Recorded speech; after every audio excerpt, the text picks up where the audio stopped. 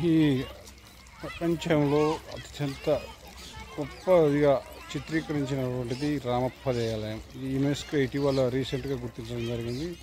కానీ దీన్ని ఎంతో మంచిగా చూడాలని వీరు చేసినప్పటికీ కొన్ని అక్కడక్కడ కట్టడాలు కొన్ని చిన్న చిన్న ఇరిగిపోతున్నాయి. అటువంటి వాటిని పట్టించుకోవాల్సిన అవసరం ఉందనేసి ఇక్కడ ఉన్నటువంటి భక్తులు సందర్శకులు కోరుతున్నారు.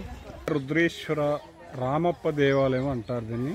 ఇది కాకతీయులు నిర్మించినటువంటి దేవాలయాల్లో ఈ రామప్ప దేవాలయం అత్యంత మనోహరమైనది. ఈ ఆలయంకు కాకతీయ గణపతి దేవుని సేనాధ్యక్షుడైన రేచర్ల రుద్రసేనాని 1213లో నిర్మించినట్టుగా సమకాలీన శాసనం ద్వారా తెలుస్తున్నది. ఈ దేవాలయం ప్రధాన శిల్పి రామప్ప పేరుతో రామప్ప గుడిగా ప్రఖ్యాతి వహించుట బహుశా భారతదేశంలోనే అరుదుగా పరిగణించవచ్చు.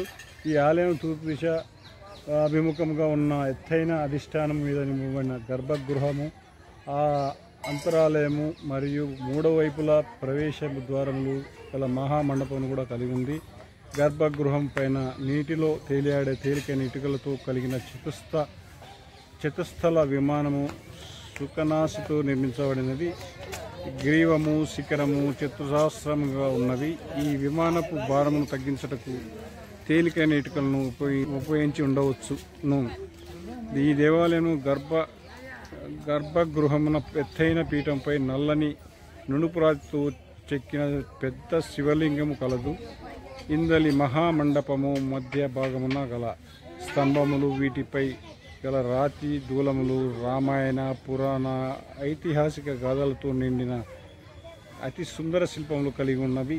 ఈ మహామండపము వెలుపల అంచున పైకప్పు కింది భాగమున అమర్చబడిన నల్లని రాతి పలకములపై వివిధ భంగిమలతో సర్వాంగ సుందరముగా చెక్కబడిన మదనిక నాగిని శిల్పములు కాకతీయ శిల్పకళకు చక్కని తార్కాణము. ఈ దేవాలయ ప్రాంగణంలోని ఇతర కట్టడంలో నంది మండపము, కాటేశ్వర ఆలయములు, పాకశాల మరియు శాసన స్తంభ మండపము చాలా బాగా ఉంటాయి. ఇది చూడడానికి కూడా చాలా ఆహ్లాదకరంగా మంచిగా అందంగా చెక్కించబడి ఉన్నాయి.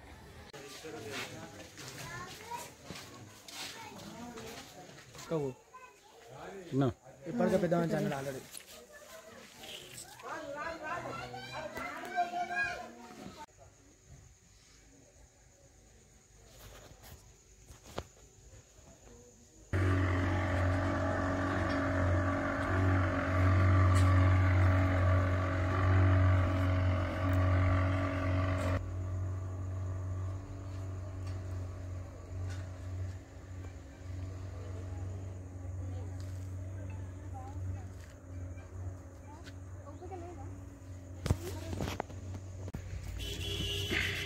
కాకతీయ రాజులు నిర్మించినటువంటి ఈ యొక్క రామప్ప చెరువుకు సంబంధించి ఎటువంటి జాగ్రత్తలు కానీ ఎటువంటి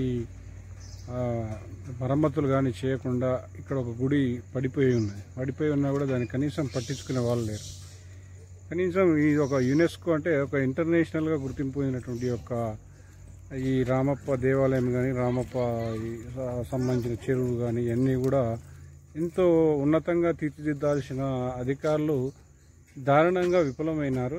ఇవన్నిటిని ఇప్పటికైనా పరిరక్షించి దాన్ని చేస్తేనే మన ఫ్యూచర్ తెలంగాణ అంటేనే ఒక గొప్ప గుర్తింపు వచ్చింది. ఆ గొప్ప గుర్తింపును కూడా పోగొట్టేలాగా ఇలా మనం రిపేర్లు చేయకుండా కాలువ ఇక్కడ చెరువుల్లో చూసినట్టయితే ఒక వ్యర్థ పదార్థాలు కూడా తయారైన పరిస్థితి కనిపిస్తుంది. కాబట్టి ఇవన్నీ చేయాల్సిన అవసరం ఉంది. అధికారులు దృష్టిలో పెట్టుకుని దీన్ని మంచిగా రిపేర్ చేయాలని ఉండిపోయినాయి. ఇక్కడ గుడి ఉంది. గుడి కూడా దాన్ని పగిలిపోయినా కూడా దాన్ని పట్టించుకునే వాళ్ళు శిథిలమైపోయింది. ఆ శిథిలమైన దాన్ని మరమ్మతులు చేయించినట్టయితే ఇంకా మంచిగా ఎన్నో రోజులు ఉండే అవకాశం ఉంది.